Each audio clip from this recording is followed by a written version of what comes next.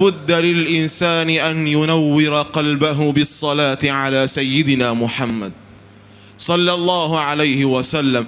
كلما زاد لسانك ذكرا وصلاة على صاحب الذكرى زاد النور وزاد الإيمان في قلبك.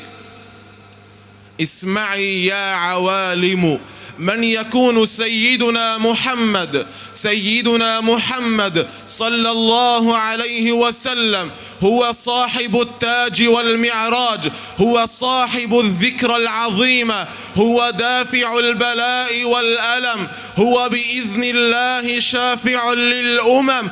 اسمه مكتوب منقوش في اللوح والقلم. سيدنا محمد مكتوب على عرش الرحمن لا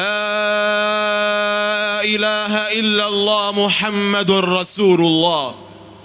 وعلى أبواب الجنة الثمانية على كل باب ذكر اسم الله مع اسم سيدنا محمد صلى الله عليه وسلم.